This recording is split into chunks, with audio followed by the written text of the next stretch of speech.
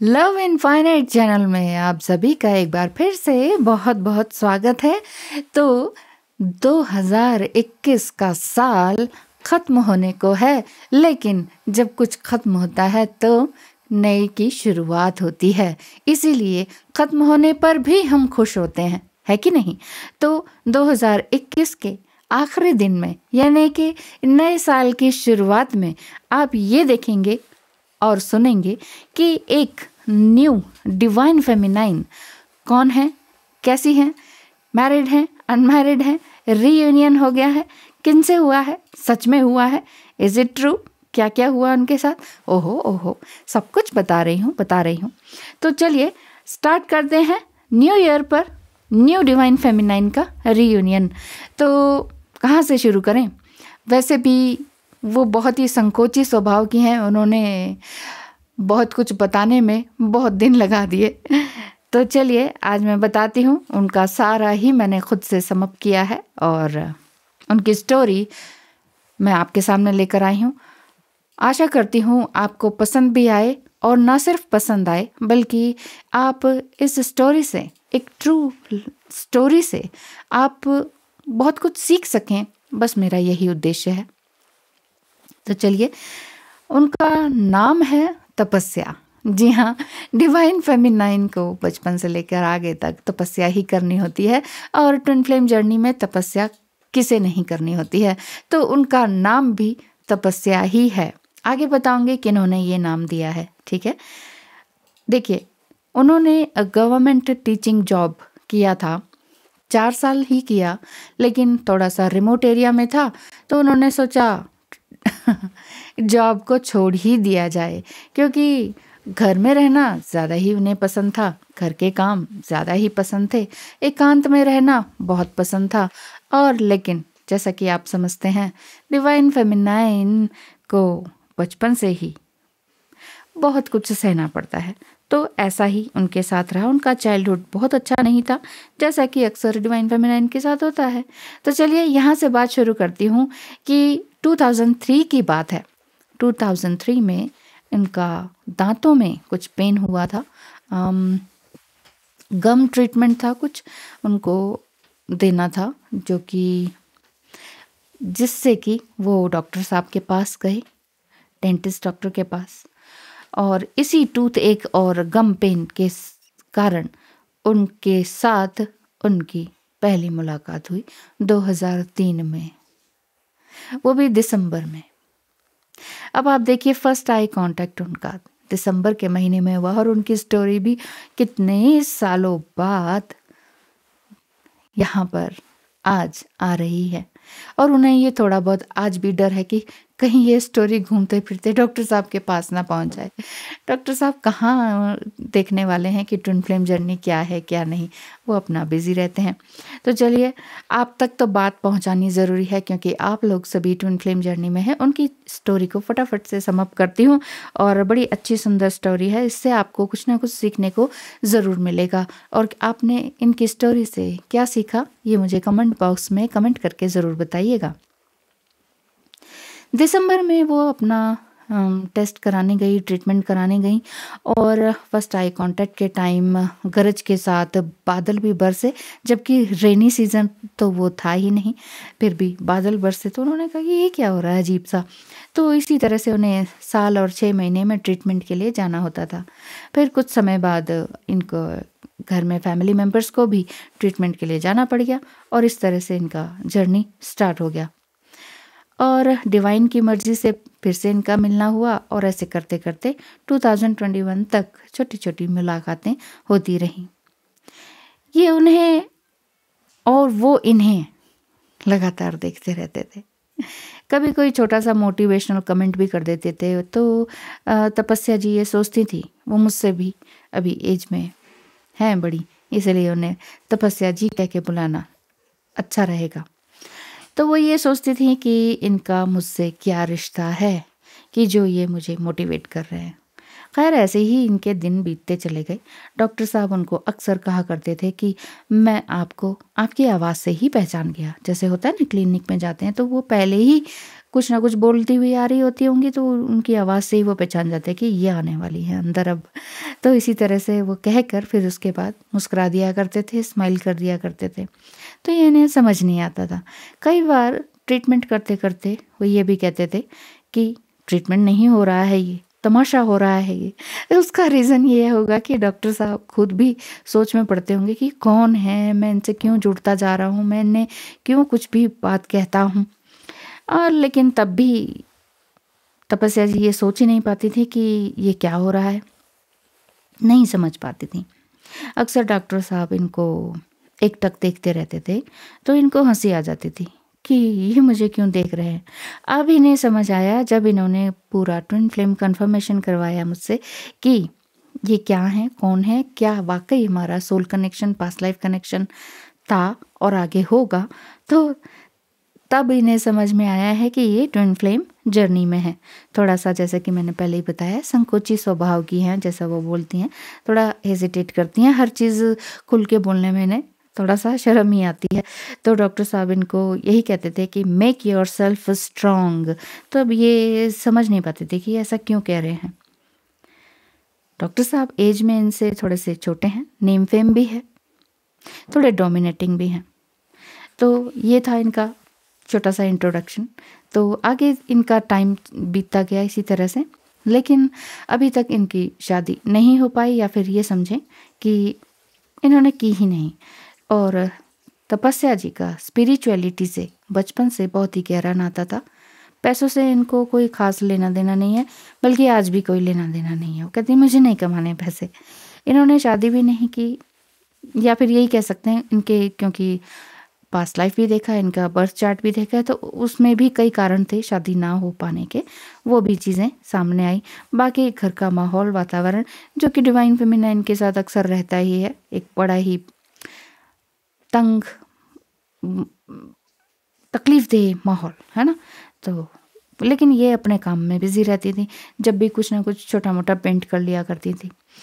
तो धीरे धीरे इन्होंने अपने गुरु से दीक्षा ली। इन्हें एक गुरु का भी नामदान भी मिला। मतलब एक बहुत ही सुंदर समय होता है जब आपको गुरु मिल जाते हैं। तो हम ये कहते हैं ना, हमने ये गुरु बनाया है, जबकि होता क्या है कि गुरु ही आप तक आते हैं। गुरु की इच्छा के बिना कोई उनका शिष्य नहीं बन सकता।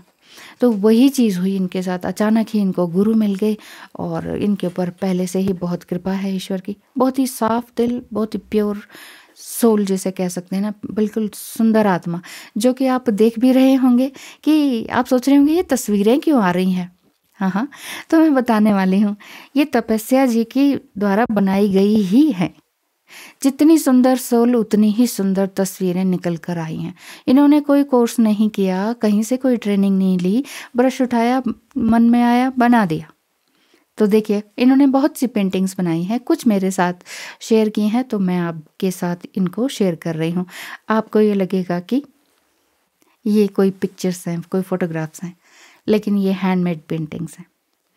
तो जब इनके गुरु से इनको दीक्षा मिली तो ये बहुत ही ज़्यादा और भी ज़्यादा स्पिरिचुअल वर्क में बिजी हो गई। डे बाय डे इनका सारा ध्यान और रुझान स्पिरिचुअलिटी में चला गया। ये बस यही चाहती हैं कि ईश्वर को प्राप्त करें, और वो इन्होंने प्राप्त भी किया है, क्योंकि ये आज भी कोई साध्वी से कम नहीं है। इतना सुंदर जीवन जी रही हैं अकेले रहते हुए भी। जो लोग आज भी डरते हैं कि नहीं हम अकेले हो जाएंगे, आगे लाइफ कैसे बीतेगी, कोई नहीं होगा, तो इनको ऐसी इस तरह की किसी भी तरह की चिंता नहीं है, because she is reunited with herself. जी हाँ, ये अपने आप से ही मिल चुकी हैं। ये अपने गुरु की शरण में हैं, यानी कि गुरु ने इनको ईश्वर तक पहुंचाया है। ईश्वर ने इनके मन में ये चीज़ भरी है कि बेटा जो आता है, जो स्किल है, उसे उतारो। तो वो इन्होंने पेपर पे उतारना शुरू कर दिया है, जो कि आपके स्क्रीन पर आपको दिखाई दे रहा है। बहुत ही सुंदर तस्वीरें हैं, ऐसा लगेगा बिल्कुल ये बोल रही हैं आपसे। आप देखिए ये ब्लैक एंड वाइट पिक्चर कितनी खूबसूरत है। आप ये देखिए कैटल वाली पिक्चर, आपको ये लगेगा ही नहीं कि हैंडमेड पेंटिंग है। बहुत बहुत ज़्यादा एक्सपीरियंस हो जाए, बहुत अच्छा आपने कोर्स किया हो, उसके बाद ही आप ये स्टिल लाइफ और ये स्किन कलर को इस तरह से दे सकते हैं, आईज एंड आईब्रोज को इस तरीके से सजीव बना सकने में तभी सक्षम हो सकते हैं जब आपने कुछ वाकई कई सालों की मेहनत की हो। जबकि इन्होंने यही कहा है मुझसे कि मैंने कई सालों की कोई मेहनत नहीं की, बस मन करता है पेंट किया, उठाया और बस पेपर पे उकेर दिया। तो यही इनके गुरुजी की भी तस्वीर है जो इन्होंने बनाई है अपने हाथों से।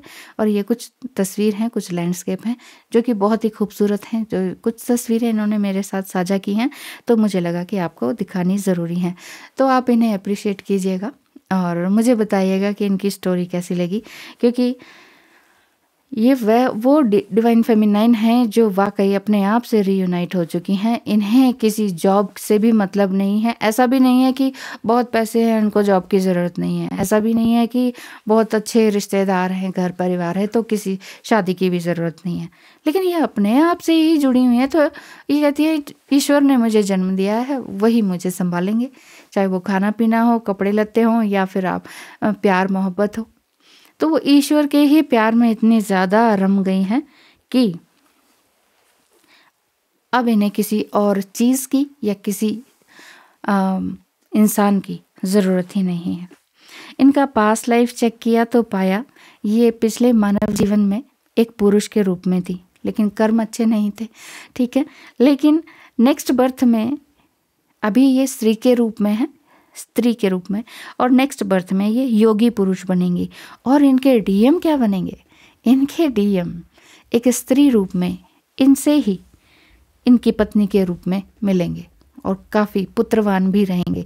तो ये सब इनका past life and next life के बारे में भी जब एस्ट्रोलॉजी से पता किया तब ये सब कुछ सामने आया।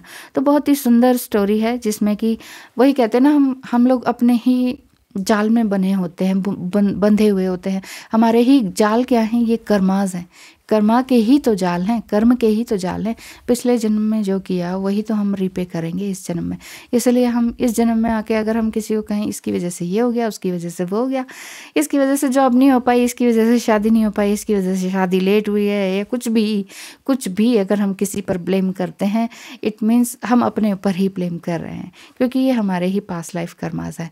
ऐसा नहीं है कि न्यू कर्माज नहीं जुड़ते हैं, ऐसा नहीं है कि दूसरे आपके साथ कभी गलती नहीं करते, आपने ही उनके साथ किया हो, लेकिन फिर भी उनका जो न्यू कर्मास जो जुड़ेंगे, जो आपके साथ नेगेटिवली बिहेव करते हैं, वो उनके कर्म, नेगेटिव कर्मा में जुड़ जाता है। लेकिन आपने जो किया वो आपको, दूसरी आत्माओं के साथ आपने जो किया वो आपके आसपास बनकर आ जाती हैं। इसीलिए हम कहते हैं हमारे पेरेंट्स कार्मिक हैं, हमारा डीएम कार्मिक है, हमारे ये कार्मिक है, वो कार्मिक है। कोई कार्मिक नहीं होते हैं। अगर देखा जाए तो सब कुछ डिवाइनली गाइडेड है, डिवाइनली डिज़ाइंड जर्नी है और हमारे बस की कुछ भी नहीं है। हम बस सिर्फ और सिर्फ अपने माइंड को कॉन्शियसली ओपन करके, अपने हार्ट को भी ओपन करके बस ईश्वर को ध्याते रहें तो ये twin flame journey, spiritual journey, soulmate journey, कोई भी जर्नी हो, जीवन की जर्नी है, जो जीवन यात्रा है, वो बहुत खूबसूरत बन जाएगी। तो आज के लिए इतना ही। आपके लिए नया साल बहुत बहुत उसकी बधाई हो, मुबारकबाद हो। नए साल में आप नए रेजोल्यूशन तो लें ही, लेकिन साथ ही साथ उन रेजोल्यूशन पर वाकई कमिटमेंट हो, अपने आप को कंट्रोल करें, कमिटमेंट हो आपकी। और जिस समय तक आपने टारगेट फिक्स किया है वो रीयूनियन का नहीं होना चाहिए, क्योंकि रीयूनियन डिवाइनली गाइडेड है, डिवाइनली डिज़ाइंड है, डिवाइन टाइम पर ही होगा, क्योंकि आप खुद एक डिवाइन है, डिवाइन जर्नी पर चल रहे हैं। तो डिवाइन शब्द को वाकई महसूस कीजिए, दिल में उतारिए, उसके बाद ही एक्शन लीजिए। इसीलिए ब्लेम ना करें, ना तो अपने डीएम पर, ना अपनी किस्मत पर, ना अपने पेरेंट्स पर, किसी पर भी नहीं। सब कुछ अच्छा चल रहा है, शांत रहें, खुश रहें और तपस्या जी की तरह ही तपस्या करें। हाँ, इनके गुरुजी ने ही इनका नाम तपस्या रखा था। जब इनको देखा कि ये वाकई कितनी खुश रहती हैं और कितनी मुस्कुराती हैं, हज़ार तरह के गम ज़िंदगी में होते हुए भी, तब इनका नाम इन्हें तपस्या दे दिया गया था। और इस नाम से ये वाकई बहुत खुश हैं और इस नाम को ये वाकई प्रूफ भी करती हैं कि यस, ये तपस्या ही हैं। ये वाकई में एक डिवाइन सोल हैं और एक डिवाइन फेमिनाइन है। और देखिए कितनी प्योर सोल हैं कि आपको ये तस्वीरें आती जाती देखते हुए ही आपको पता चल जाएगा कि इतनी सुंदर तस्वीर बनाने वाले की आत्मा, शरीर, चेहरा, आंखें वाकई कितनी सुंदर होंगी। तो बहुत बहुत धन्यवाद है तपस्या जी का भी, जिन्होंने मुझसे ये कहा कि एग्री किया कि आपकी स्टोरी को बाहर लाया जाए। आपकी तस्वीरें इतनी सुंदर लगी कि मुझे लगा कि स्टोरी आपकी लाई जानी चाहिए। तो आप मुझे बताइएगा, आपने इनकी लाइफ स्टोरी सुनने के बाद क्या महसूस किया और क्या सीखा। Thank you so much. नया साल आपको बहुत बहुत मुबारक हो, बहुत कुछ नया देकर जाए। नमस्कार।